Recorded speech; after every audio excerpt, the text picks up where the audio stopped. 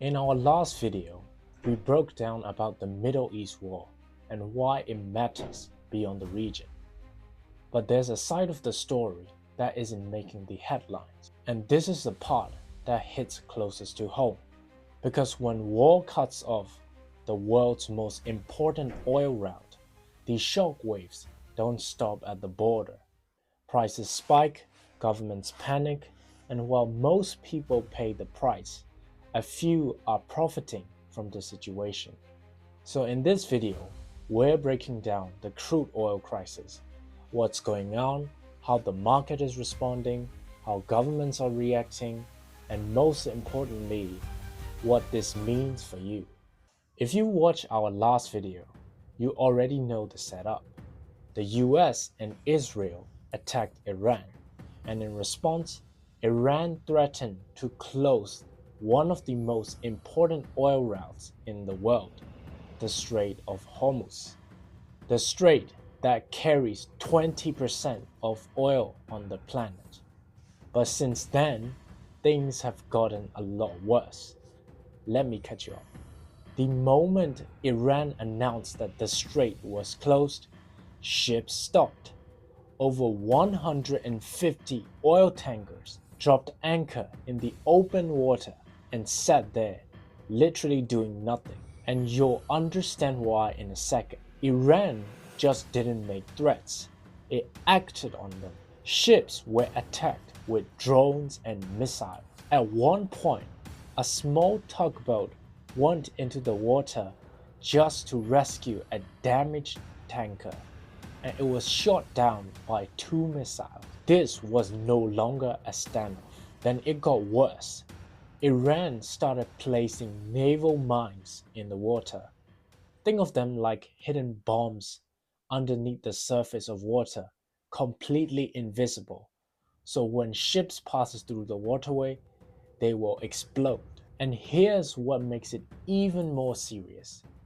Even if the war ended tomorrow, these naval mines don't just disappear.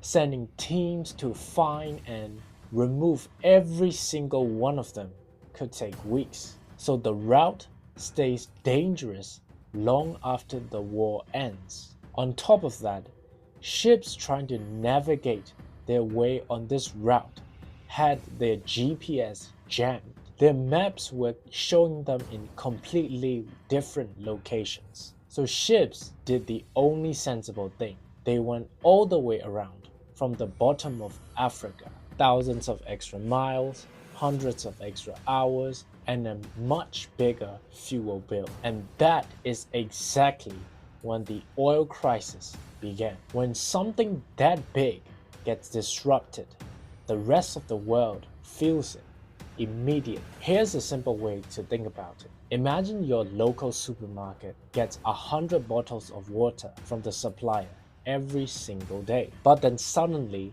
they only get 10 bottles of water. So what happens? Prices spike because everyone wants it, but there's not enough. Oil works exactly the same way. Before the crisis, the price of oil was $70 a barrel. Then the Strait of Hormuz closed. Within days, it turns to be $100 a barrel, then $106, and it peaked at $120 a barrel. This is a price increase of over 50% in a matter of weeks. To put that in perspective, this is the largest oil supply disruption in the history of the global market, bigger than the Russia-Ukraine war, bigger than any previous crisis on record. But here is what makes it even bigger than shipping. Oil isn't even being produced anymore. Think about it. If you can't ship something,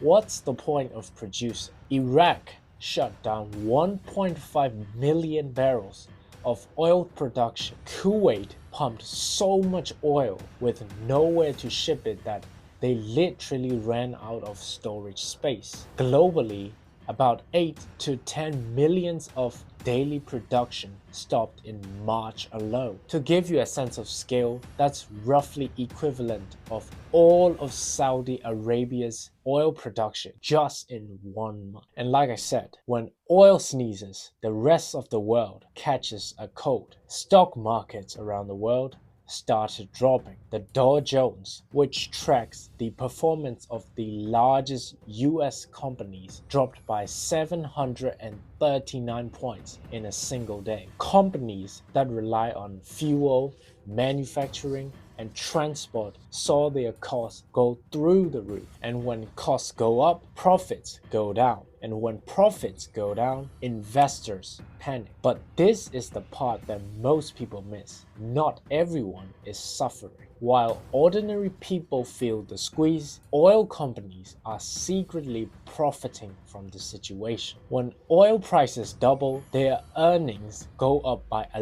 lot as well. The same crisis hurting people every day is profiting these companies day by day. Iran has openly warned that the price of oil could reach $200 a barrel. And some of the world's largest banks are saying this is possible. And if that happens, everything gets more expensive. Not just petrol, food, clothing, heating, and anything that needs energy to operate. So prices are rising and people are paying more for everything. And governments are being pressured to act. So what do?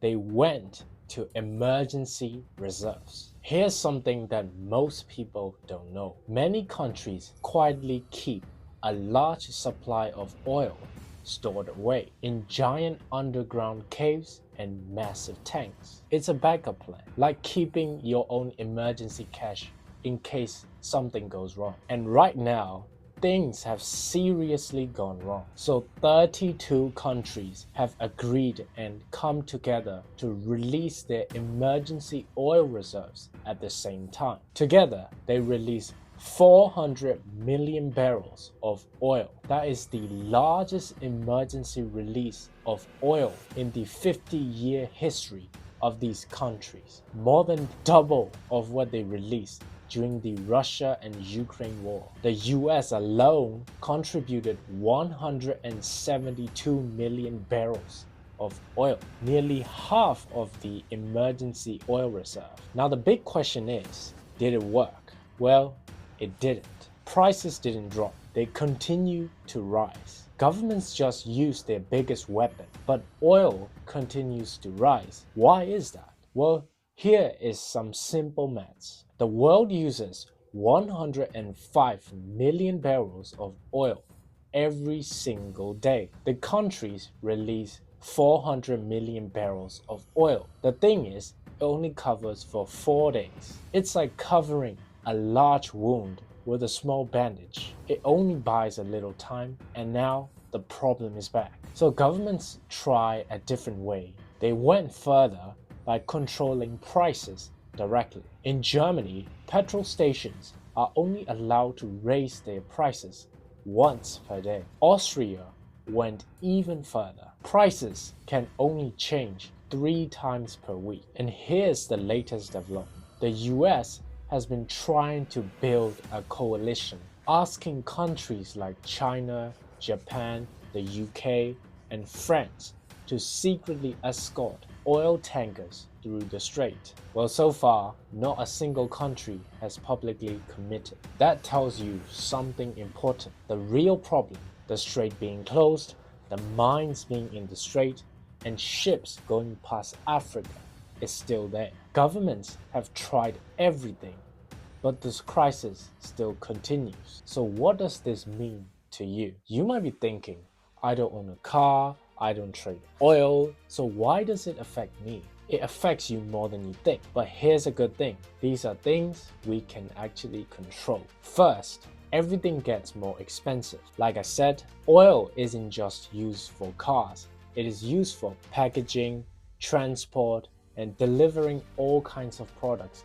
around the world and to the supermarkets where you buy these products. So as a student living with a budget, that matters. So take a look at where your money is going out right now and cut unnecessary spend. Even putting small amounts of money away as an emergency fund will give you a large cushion when prices spike like crazy. Don't wait until it hits you. Second, debts will get more expensive. When prices across the board rise, it's called inflation. When inflation rises, banks usually respond with high interest rate. And when interest rate rises, the amount of loan and total interest that you have to pay back is higher. The move here is simple. Understand what interest rates mean for your money. If you are taking a loan out, it's time to carefully read the details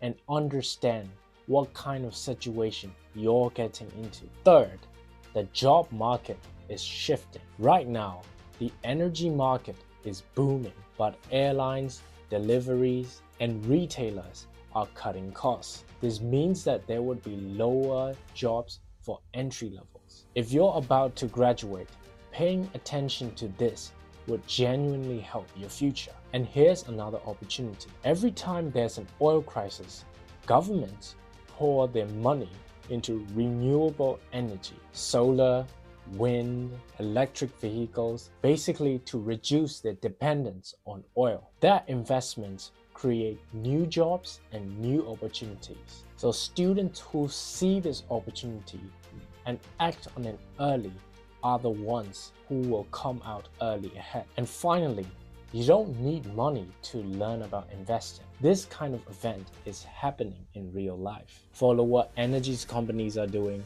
and watch how markets react. Some investing platforms even let you start with very little money. Even if you've never invested before, just understanding things will keep you miles ahead. One crisis, 3 problems, and 3 ways to turn it into an opportunity. So, the Strait of Hormuz is closed, and oil prices are highest in years, and the whole world is feeling it, including you. This isn't just a story about oil, it's a story about how connected everything really is. If you found this video helpful and would like to improve your knowledge in economics and finance, like and subscribe to my channel.